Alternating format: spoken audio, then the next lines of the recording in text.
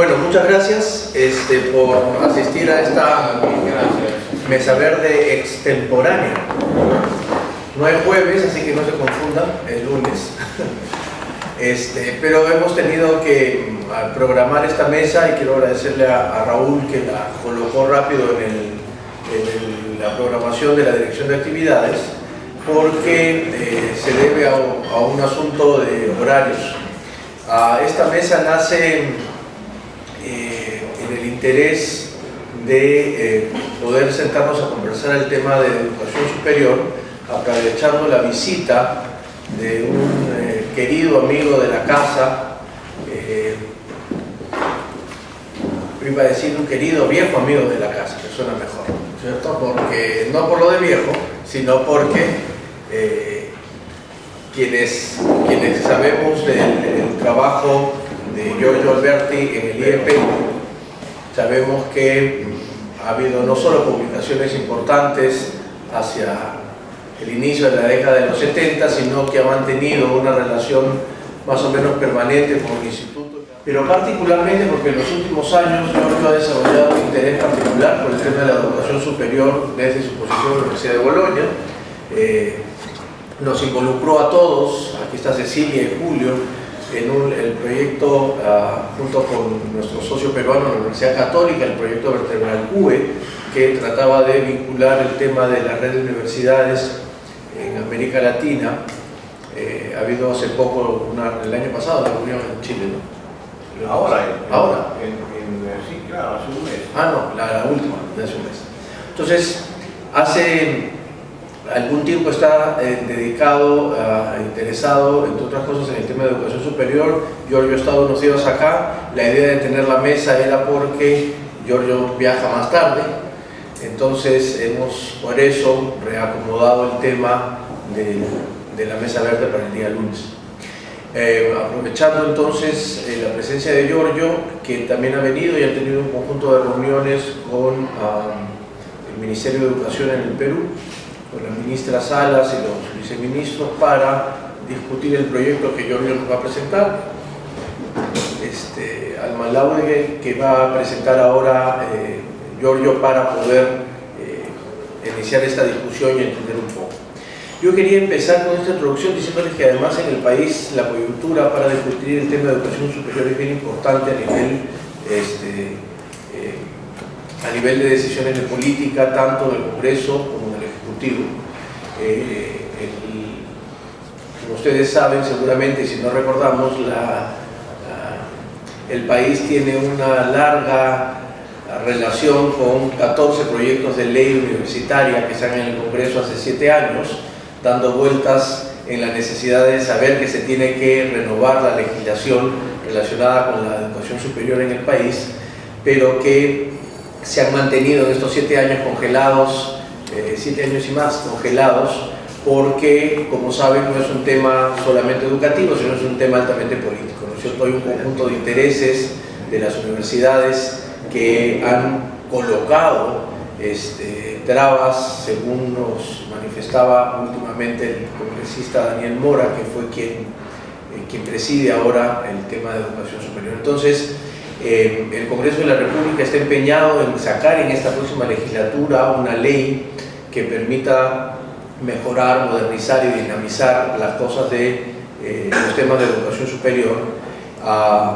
Ha comprado una idea inicial del Consejo Nacional de Educación presentada hace 5 años, o 4 años, perdón, respecto a tener una ley marco de educación superior y tratar de albergar en esa ley marco de educación superior la educación superior técnica y la educación universitaria, en la idea de poner en valor ambas para el desarrollo del país. Entonces, hay un movimiento interesante a nivel legislativo.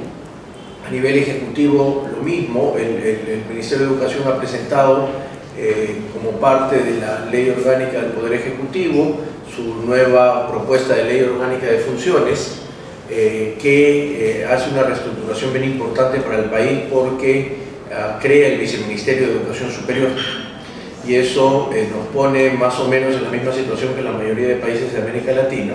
Nosotros manteníamos una estructura del sector en la que teníamos dividido en los viceministerios, que como ustedes saben son la parte ejecutiva del ministerio, o cualquier ministerio, en 2 viceministerios organizados por constructos nuevos creados a mediados de los 90 sobre gestión pedagógica y gestión institucional. Era más o menos la administración y la pedagogía, ¿no? Esto a la luz del tiempo no ha funcionado del todo, y entonces hay una propuesta ahora de crear un viceministerio de educación básica y uno de viceministerio de educación superior. Ahí la idea es incluir las coordinaciones con las universidades y el desarrollo de la educación técnica y pedagógica, que sí depende directamente del Ministerio de Educación, y buscar fortalecer los vínculos con las universidades, porque como sabemos, el Ministerio de Educación en el Perú tiene muy poca injerencia en el tema universitario, salvo ser los representantes hasta el nombramiento de un rector cuando se trata de universidades públicas que se estén formando. Termino solo diciendo que esto se da en un marco, además de las cosas interesantes que podrían discutirse a nivel del legislativo, que se van a discutir a nivel del ejecutivo, incluyen en un marco ya más conceptual de una discusión que se está dando a nivel mundial, no solo en América Latina, que tiene que ver con la expansión de la oferta de la educación superior, sobre todo de la expansión de la oferta de la educación secundaria. Y la discusión va por eso, va en 2 sentidos.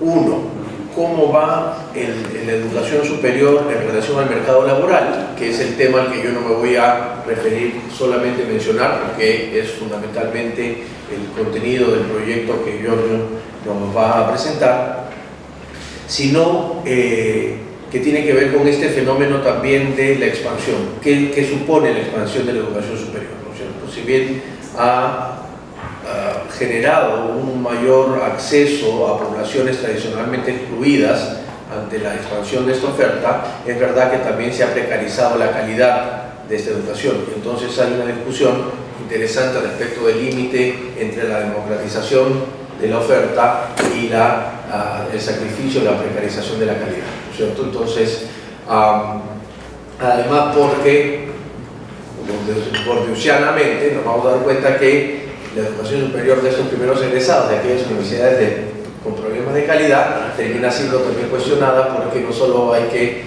decir que seguir la educación superior, sino que hay que acreditar que esa educación superior es más o menos de calidad. Y a pesar de la expansión, a pesar de que la matrícula ha crecido, yo no quiero ocurrirlos con muchos datos, pero la matrícula ha crecido en estos últimos, necesito anteojos, en esta última década ha crecido alrededor del 70%, ¿no es cierto?, de la matrícula en universidades en el país, y de esas alrededor del 62% además es privada. Entonces hay un incremento bien importante del asunto. A pesar de eso, todavía tenemos algunos procedimientos bien elementales respecto de cómo está naciendo la educación superior. Y a pesar de tener esta expansión, como ha presentado un trabajo reciente Gustavo Llamada, el mercado laboral sigue segmentando muchísimo la universidad de origen. Y pareciera ser que para el mercado laboral las 10 universidades que se han mantenido en los últimos 50 años siendo las principales instituciones que suministran profesionales, siguen manteniéndose casi intocables, como si no estuviesen afectadas por este proceso de expansión, ¿no es cierto? Entonces ya se está hablando de esta suerte de problema y de engaño de la educación superior, como empezó a hablarse, como está empezando a hablarse en Chile, sobre todo para las poblaciones más excluidas, ¿no es cierto?, o tradicionalmente excluidas. Entonces, en este marco muy general y muy largo, espero no habernos aburrido, sino tratar de calentar la mesa para ponernos en contexto. Yo quiero cederle la palabra ahora a Giorgio Alberti para que nos presente un poco este proyecto que tiene que ver con la relación de educación superior y el mercado de trabajo, y luego abrir la mesa para la discusión, porque creo que aquí hay muchas aristas para pensar. Antes que nada quiero agradecer a Julio, que ha tenido la idea de hacer esta mesa redonda, que espero que resulte no tan aburrida, pero interesante para ustedes, y por supuesto agradecer a Ricardo, que ha tenido la tarea de convocar la mesa. Esto para mí es un placer particular porque regresar al instituto siempre es una gran emoción.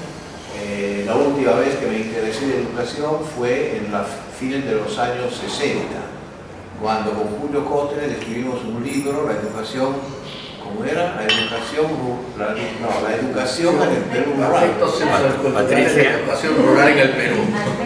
¿Cómo era? Aspectos sociales de la educación rural en el Perú. Escribe y se olvida el título. Escribes un libro y te olvidas del título. No, lo peor es que no tengo copia del libro, pero no importa.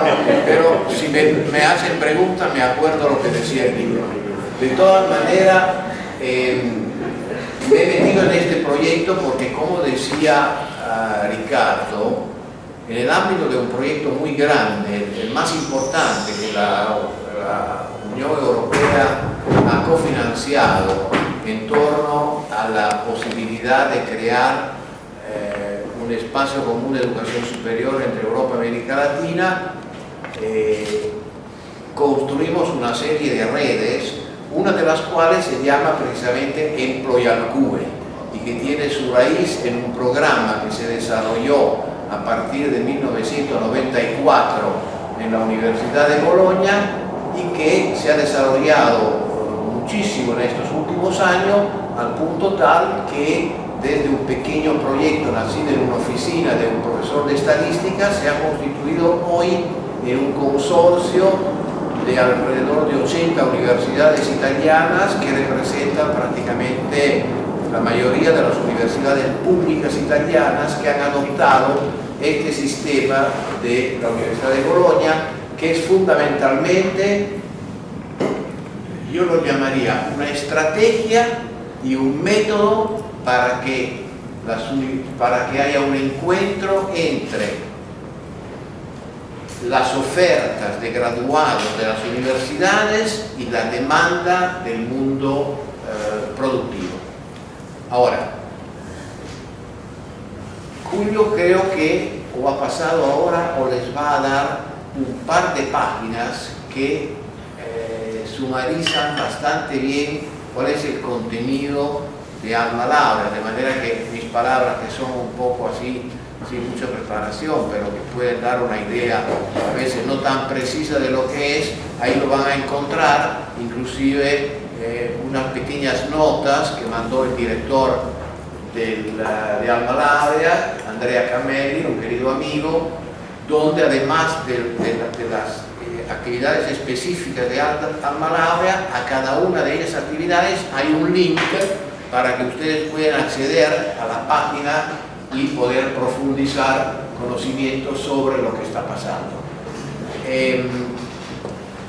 En dos palabras, yo creo que el aspecto más importante de este modelo es que se basa sobre tres pilares fundamentales para poder producir la información que sirve para llenar la brecha entre demanda y oferta.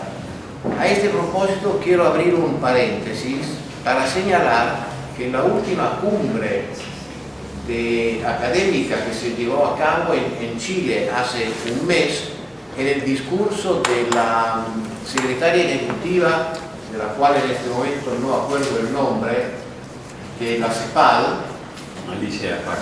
Alicia Bárcena, hizo una intervención muy buena sobre los problemas de la educación en América Latina, en Europa, etcétera, etcétera, y me quedó grabada esta frase.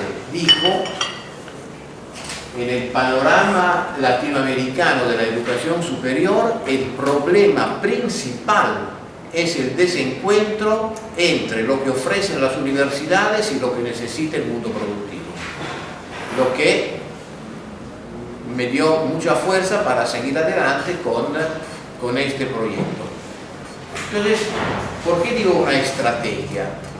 Porque para poder llegar a producir los datos que permiten después el análisis estadístico de este encuentro demanda y oferta, es necesario tener la colaboración de, como decía antes, de tres actores fundamentales, que son las universidades, los estudiantes y las empresas. Empecemos por los estudiantes, porque sin los datos que proporcionan los estudiantes, todo el sistema no se puede construir. ¿Y qué datos proporcionan los estudiantes?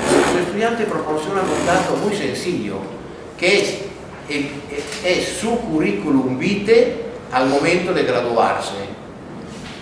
¿Y por qué lo entregan? Lo entregan porque ha habido un acuerdo entre universidades y el Ministerio de Educación, por intermedio del cual un decreto de la universidad dice: señor, cuando usted recibe su título, lo único que tiene que hacer de forma adicional es presentar su currículum. No le va a costar nada, pero sin embargo su currículum va a entrar en un banco de datos que va a poder ser presentado al segundo actor muy importante de este trío, que son las empresas. Entonces hay una oficina especializada en el ámbito de Alma Laurea, que es este consorcio, que tiene como tarea principal la que en un lenguaje un poco demasiado economicista podría ser el marketing que se hace desde la universidad a las empresas para informarla, para concientizarla y para que puedan utilizar los datos a través de los links y a través de una simple registración. Tercer actor, la universidad. ¿Cómo interviene la universidad? Bueno, en primer lugar, interviene en varias formas.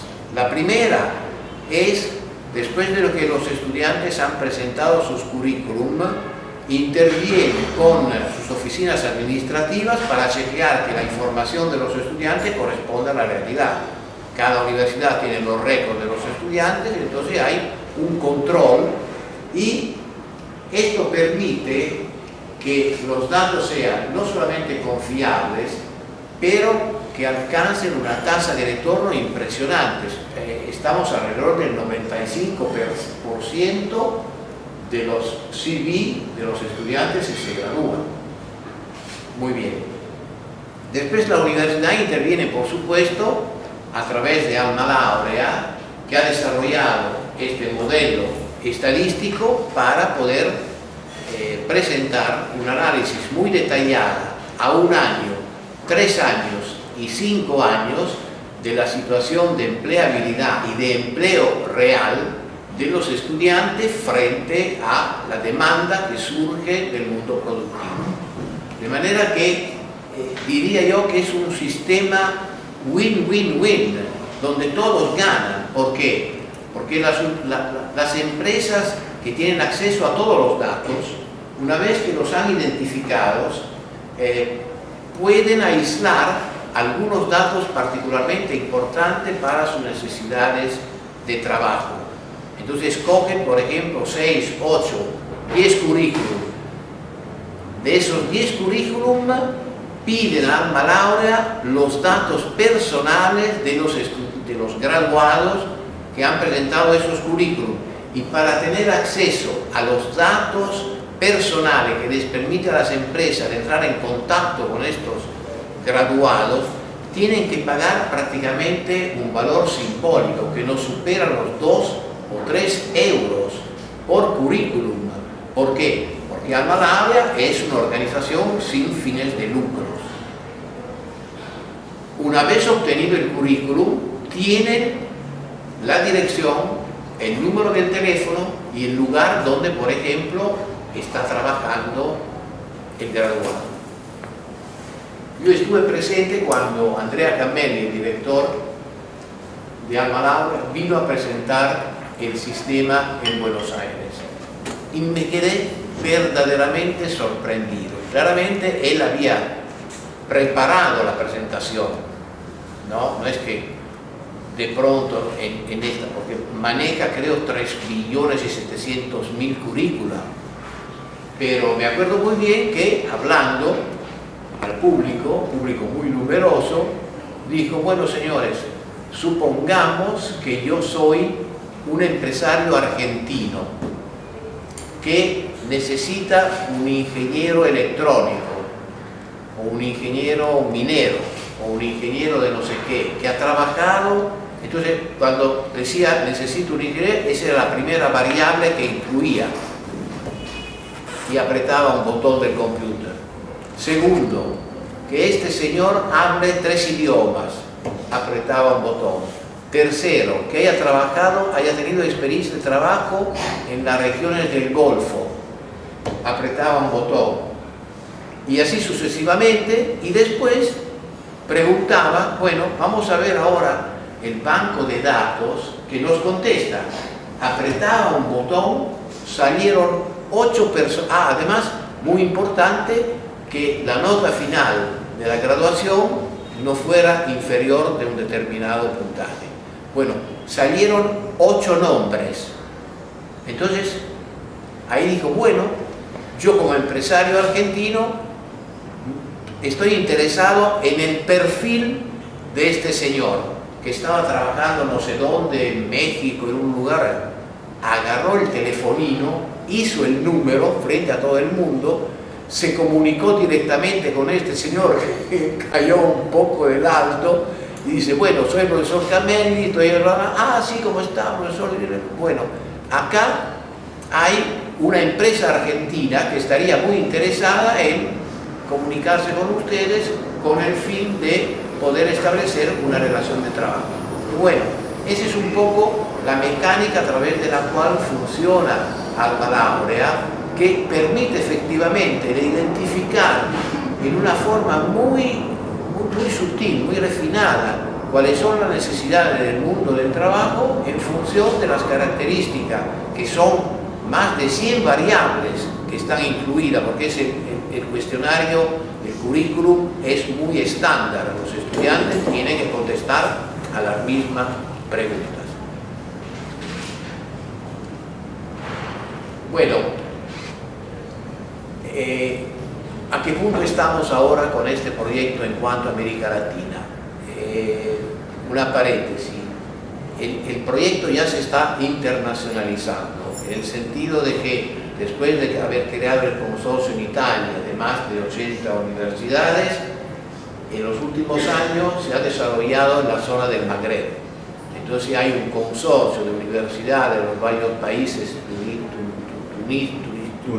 Túnez, Morocco, etcétera, donde se están creando las bases para implementar este programa. En una última reunión hace unos meses en Roma, cuando se presentan todos los años los resultados del análisis, que este es muy interesante también, el análisis de los graduados italianos y su condición en el primer trabajo se hace 6 meses después de haberse graduado. Y después se repite a los 3 años, a los 5 años. Y además hay una posibilidad inmensa de hacer toda clase de cruce de variables y de hacer, por ejemplo, un ranking de cuáles son las disciplinas que tienen una mayor probabilidad de empleability. Me acuerdo, por ejemplo, que medicina en Italia tiene el 94% después del primer año, mientras que psicología está en la parte más baja, tiene el 50%, que es un indicador muy importante para las universidades. Quiere decir una de dos cosas: o sus programas de psicología no sirven para nada, o tienen que cambiar y sustituir con otro tipo de disciplina, o mejorarla, porque en un sentido es un indicador muy importante de la calidad de la enseñanza en relación con la sociedad. Claro que alguien podría contestar a esta afirmación y decir, ojo, no nos olvidemos que la universidad no es solamente una institución al servicio del mercado y del mundo productivo, es algo mucho más que eso. Pero no hay que olvidar que uno de los aspectos más importantes de la educación de hoy es producir lo que el mundo productivo requiere para sustentar y mantener determinados niveles de desarrollo económico. Bueno, creo que esto es un poco... claro, sí. Bueno, para terminar, creo que bueno, sí, quisiera dos palabras.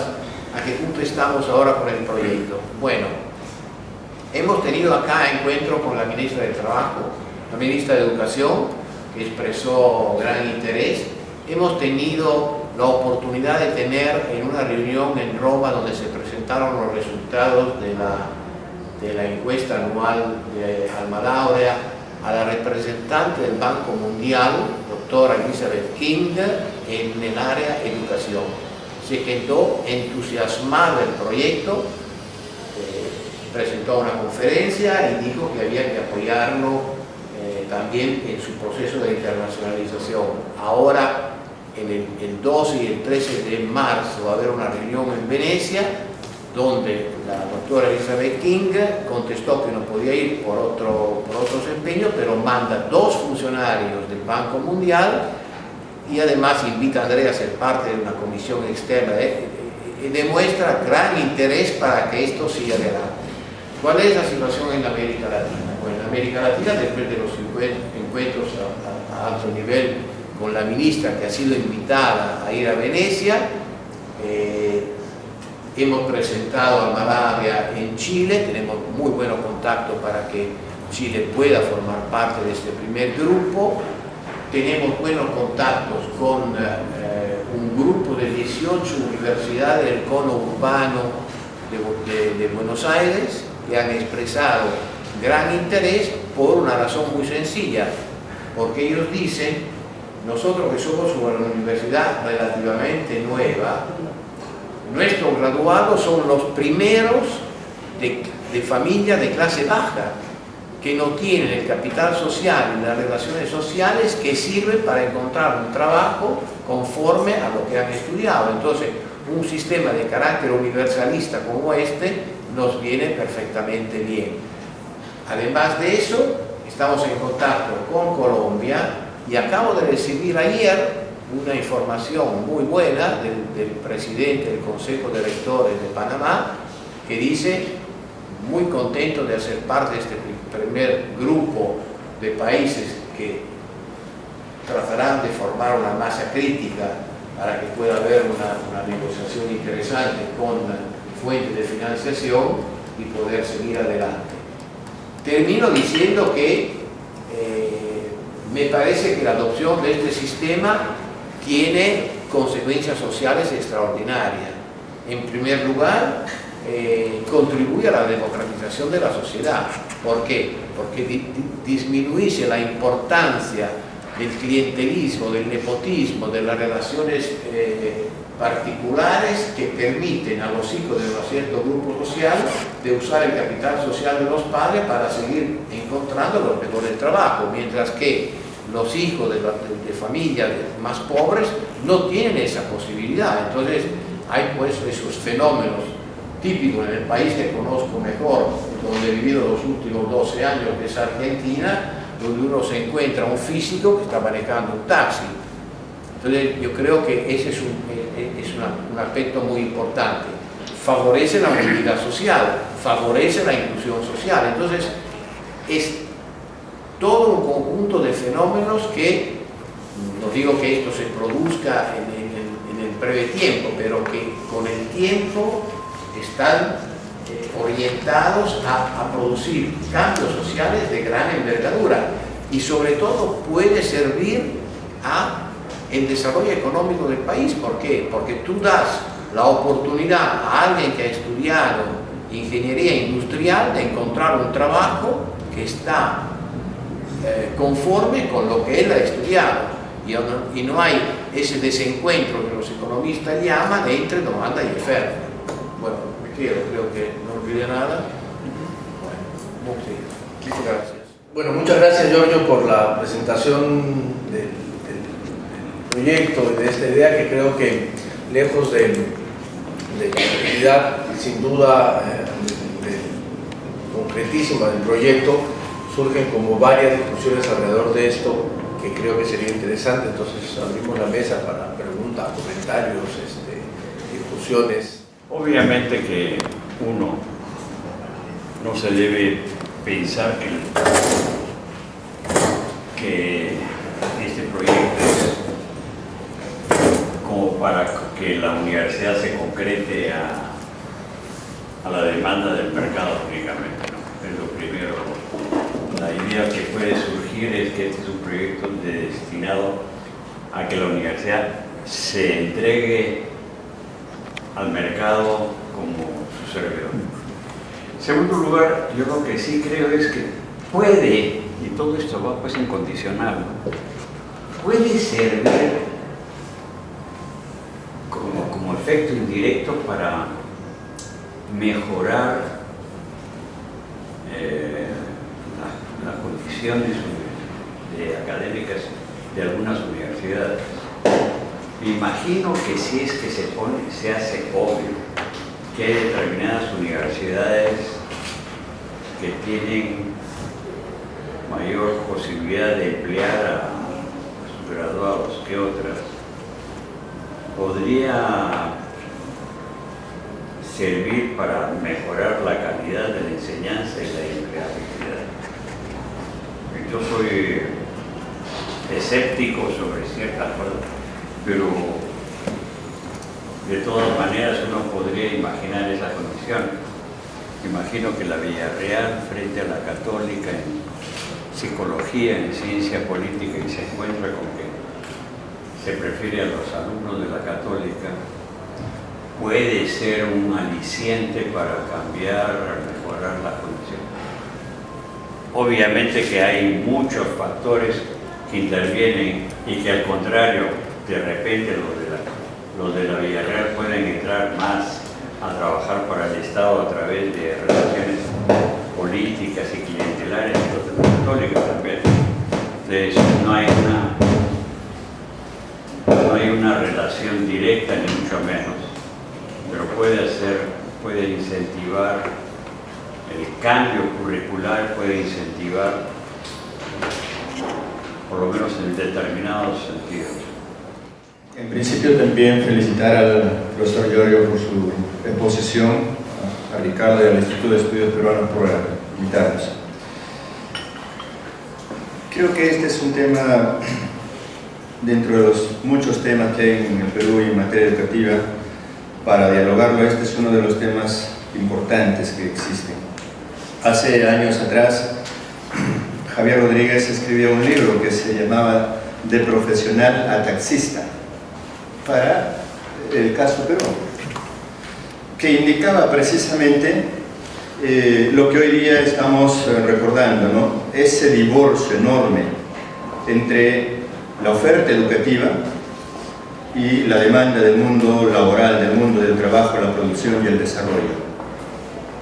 Y este tema no solamente tiene que ver con las universidades, con la oferta de formación de profesionales de las universidades, sino que este tema también tiene que ver con la oferta de formación de profesionales a nivel de institutos superiores, tecnológicos, pedagógicos. Y no se queda allí, también tiene que ver con la oferta que brindan más de 1.800 centros de formación técnico-productiva en el Perú, los centros, ¿cierto?, de educación básica regular, que también forman técnicos. Y entonces constatamos esa enorme brecha, ¿no?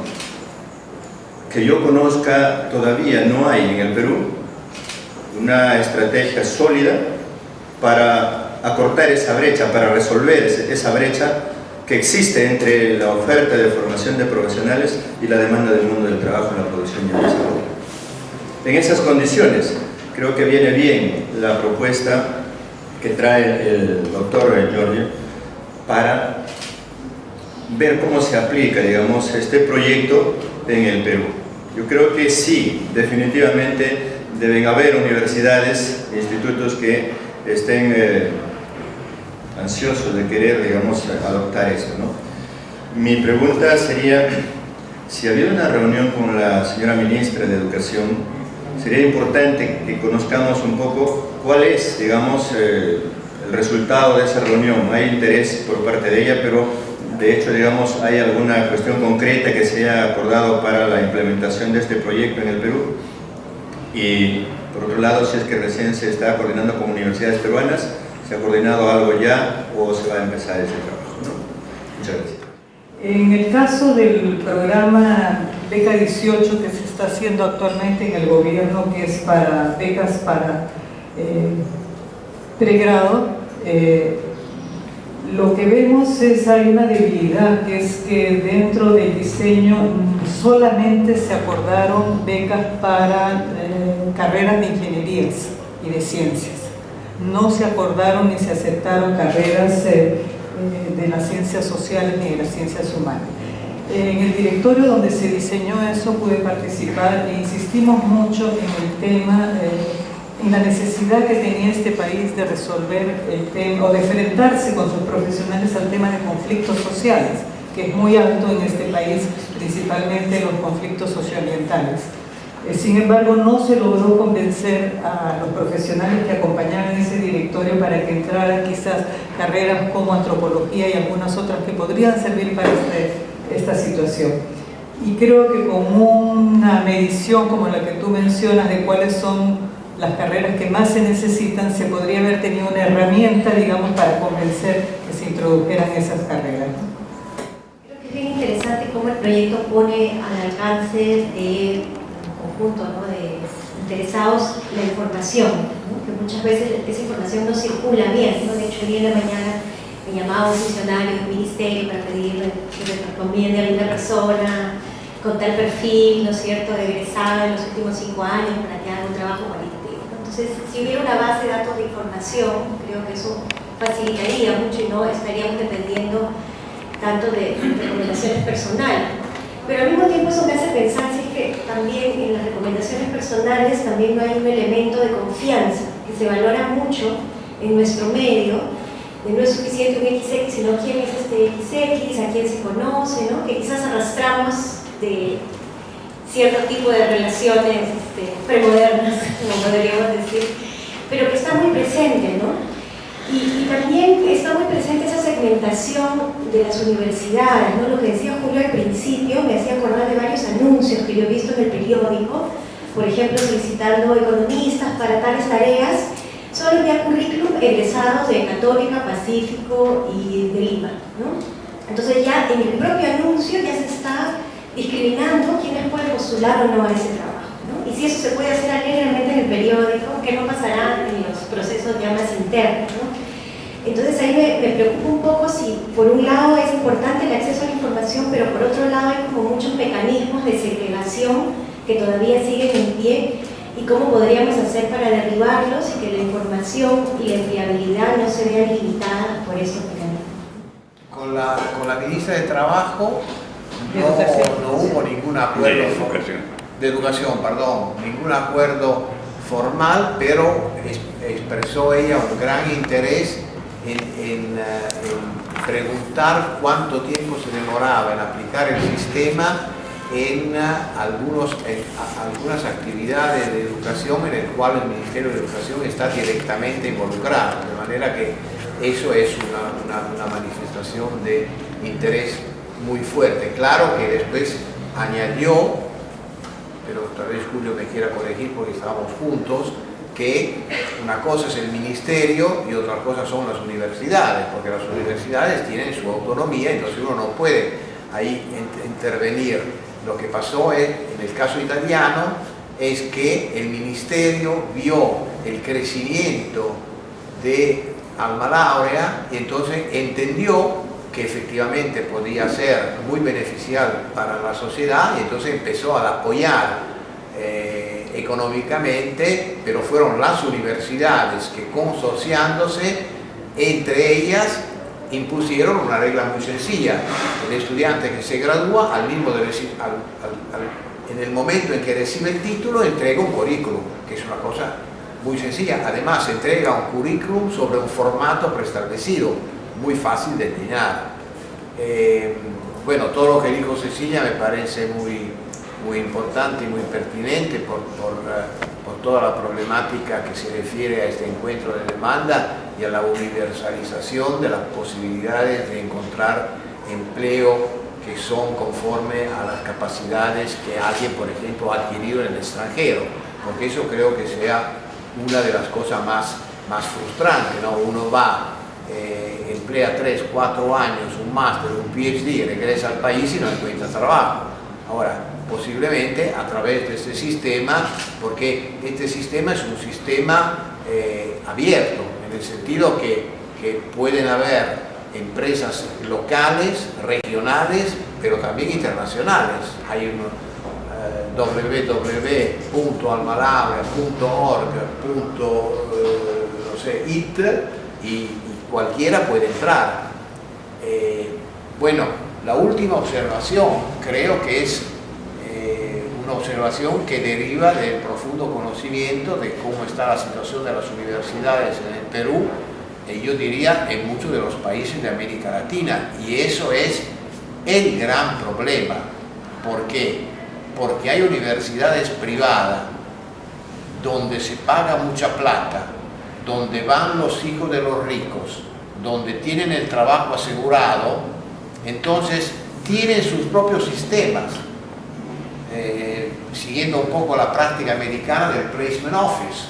Entonces dicen, pero ¿por qué tengo que ir a poner mis estudiantes, mis egresados, en una misma situación de competición igualitaria con los que vienen de universidades públicas que representan para mí simplemente una amenaza de poder quitarle el trabajo que estaría asegurado si es que... Y ese es un problema muy serio, que es un problema que hay que ver. En este momento no tengo la respuesta, pero eso es el problema que deriva de la segmentación, no solamente educacional, pero de la segmentación del país. El país, a pesar de 10, 15 años de crecimiento económico, en muchos aspectos sigue siendo un país relativamente segmentado. Quería hacerte algunas preguntas concretas sobre algunos puntos que quizás no me han quedado claros de cómo funciona el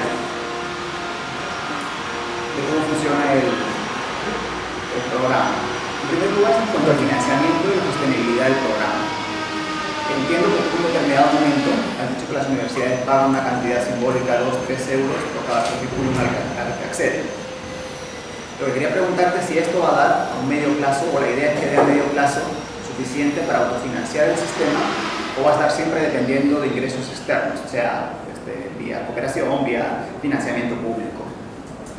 Y la otra duda que tengo en cuanto al funcionamiento es la validación de la información de los currículum. Y acá yo quiero ver este problema de diferencias entre universidades y de segregación de universidades que todos han planteado desde el otro punto de vista. Y es que en contextos como el peruano, efectivamente, diferentes universidades, la variabilidad de la calidad de la educación recibida es muy amplia. Y es mucho más amplia de lo que puede hacerlo probablemente en Italia o en otros países europeos. Entonces, ¿cómo están pensando el tema de la validación del currículum? Es decir, ¿es solo validación por la propia universidad?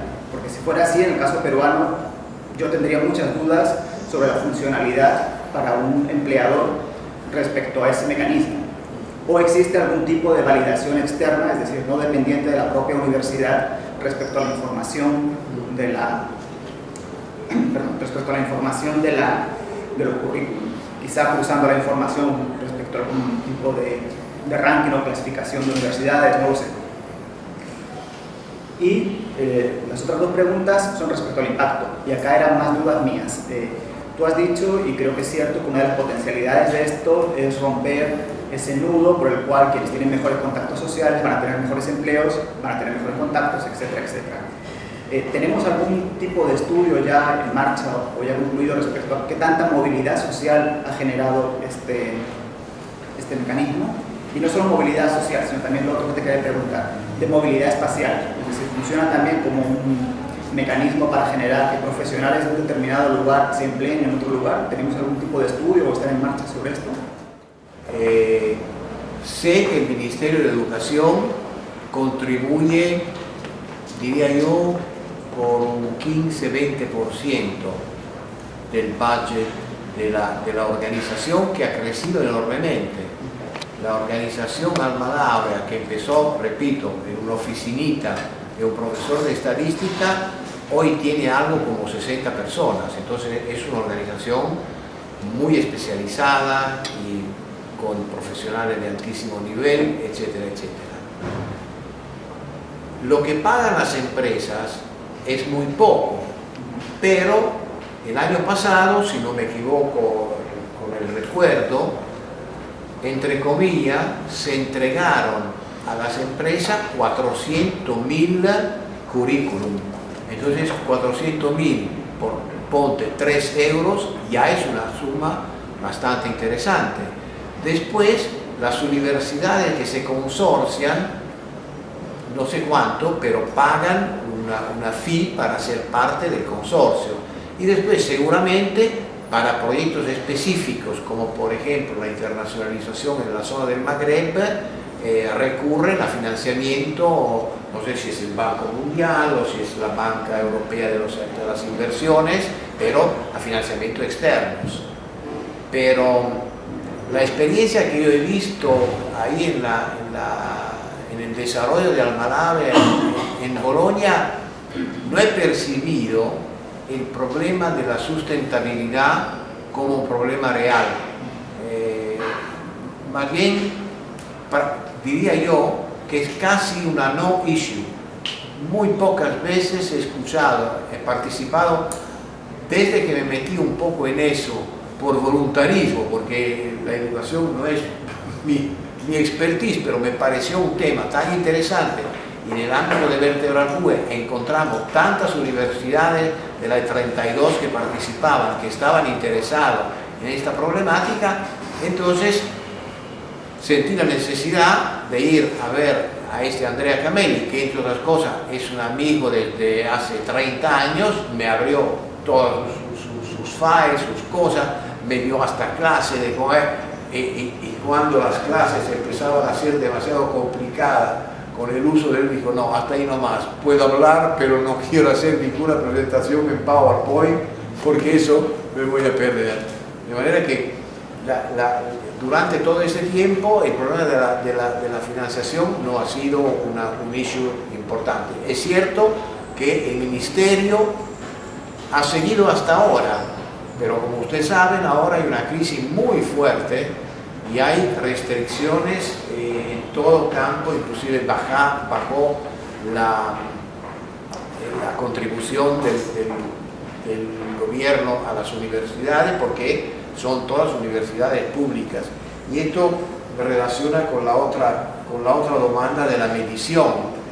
En Italia no hay ese problema. ¿Por qué? Porque son todas universidades públicas. Las únicas universidades privadas, creo que una sola hace parte de Alma-Labra, la otra no, que es la Bocconi de Milano, que es muy exitosa, es una de las pocas que su business administration está en los rankings internacionales con una posición muy alta. Bueno, y además cobra mucho y ellos permanecen como una especie de enclave pequeño que tiene ya su modus operandi, de manera que ese problema de la validación, que tengo entendido, puede ser un problema muy serio cuando tienes, entre comillas, universidades que lo único que quieren es producir educación de baja calidad, pero al mismo tiempo funcionar como fábricas de títulos, de manera que muchos van, pagan lo que tienen que pagar, entonces se transforman un poco, siguiendo lo que decía Julio antes, se transforman en instituciones que miran a la ganancia y no a la formación. Entonces es un problema muy grave. El problema de la movilidad social, no me acuerdo si hay estudios específicos, pero sí empiezan a haber estudios llevados a cabo por científicos de otros países que demuestran que la participación de Alma-Labra en el mercado laboral italiano ha contribuido 2 o 3 puntos más a que no hubiese mayor desempleo de lo que hoy hay, que es descomunal. De verdad que en un sentido esto es un indicador indirecto de movilidad social. En la República de ayer sale la parte de suplemento, sale un reportaje sobre los hombres más buscados en el Perú. Entonces uno cree que es una crónica policial y resulta que son los técnicos y los más especializados que todas las empresas se los buscan. Y yo viví en el Perú, yo he escuchado y he leído en repetidas oportunidades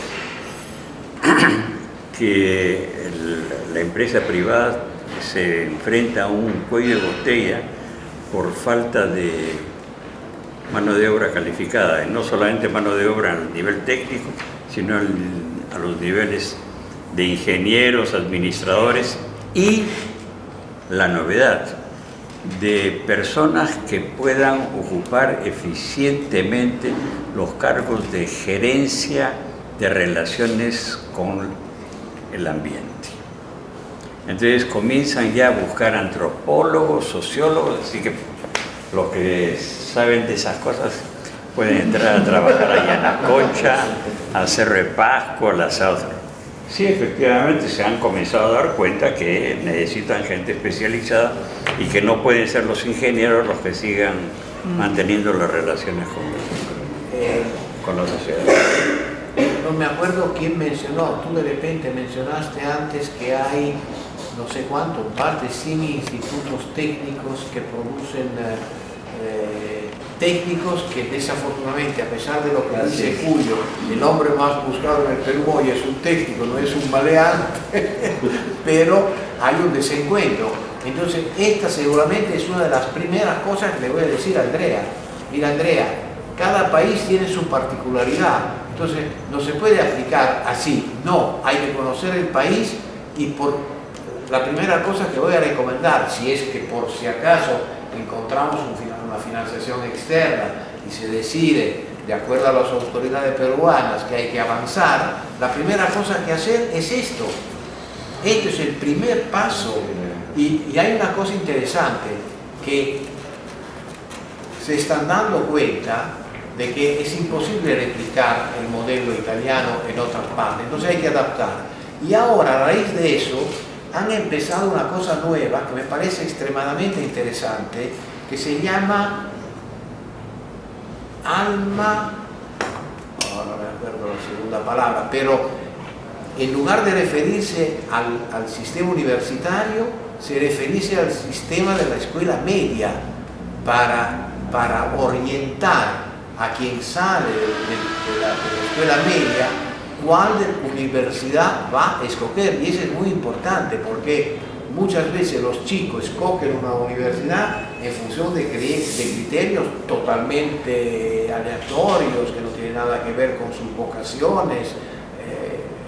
Bueno, en mis tiempos una de las variables críticas era la presencia de la matemática. Donde hay matemática, 1, 2, 3, no, esto no quiero.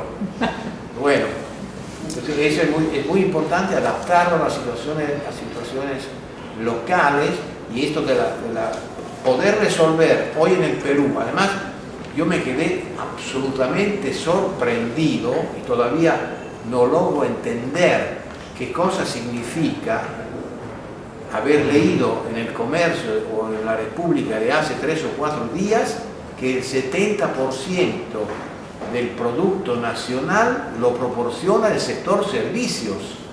Entonces, eso quiere decir que el sector servicios no puede estar al margen de una operación como esta, porque ahora, ahí seguramente va a ser extremadamente difícil, porque qué extraña casualidad, 70% de informalidad y 70% de sector servicio. Ahí debe haber un overlapping tremendo.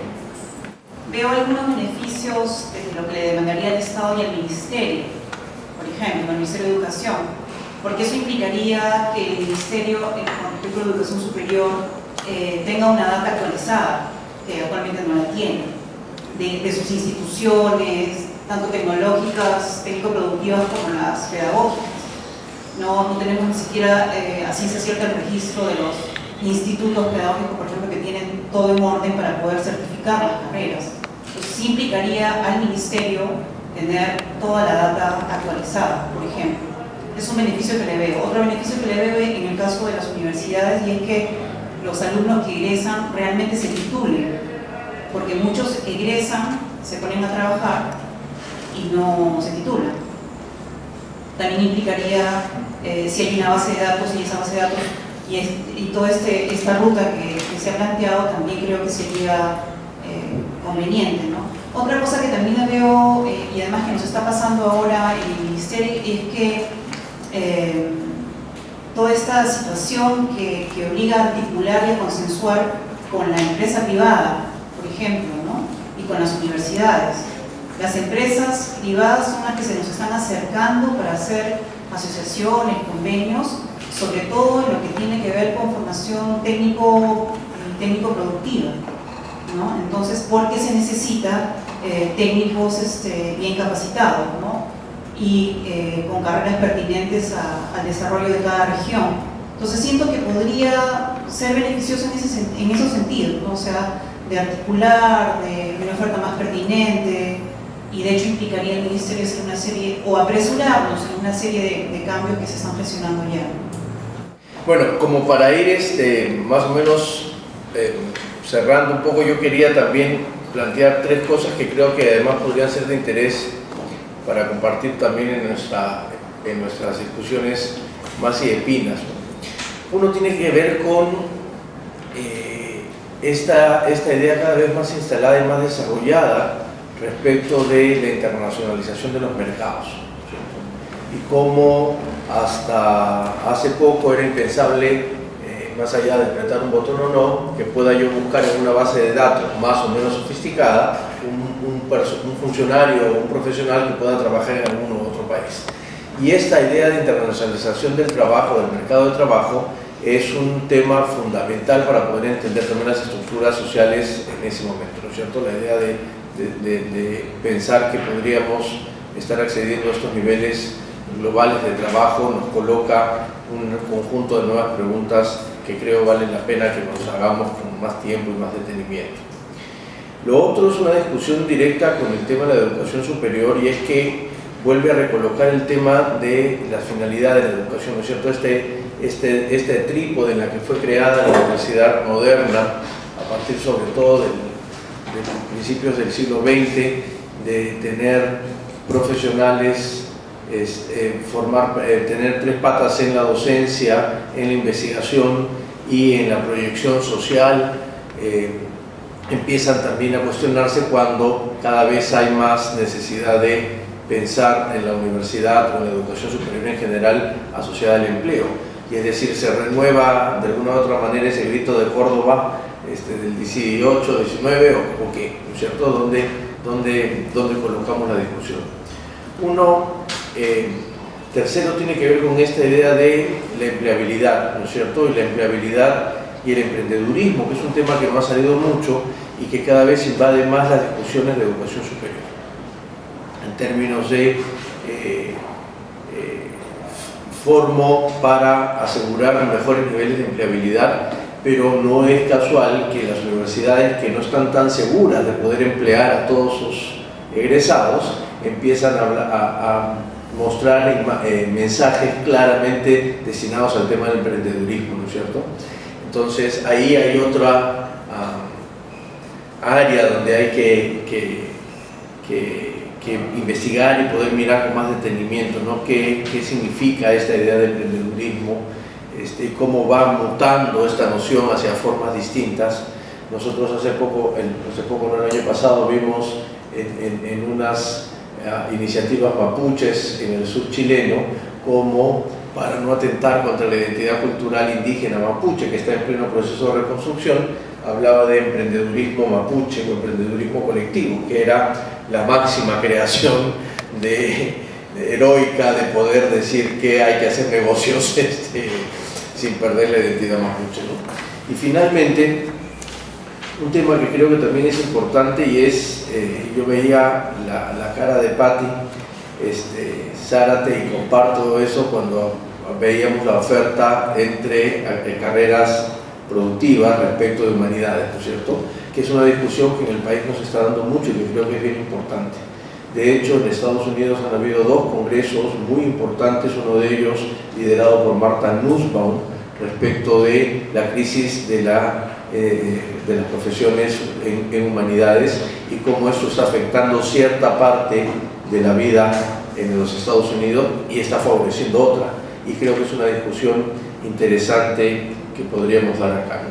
Entonces yo quería solamente señalar estos puntos motivados por el proyecto. Yo ya lo conocí un poco más, por eso es que me he animado a hacer más inferencias a partir de él.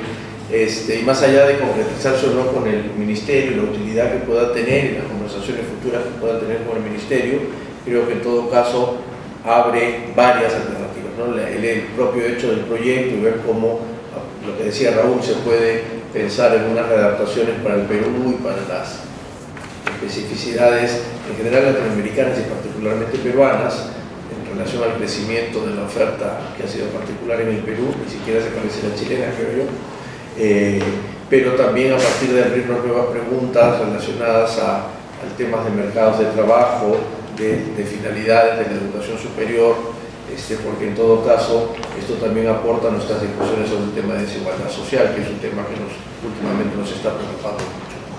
Así que muchas gracias a Giorgio, como siempre es un gusto tenerlo en el instituto. Muchas gracias a ustedes por haber venido. Esperemos que esto sea el inicio de un conjunto de conversaciones sobre el tema del mercado de trabajo de educación superior. Gracias.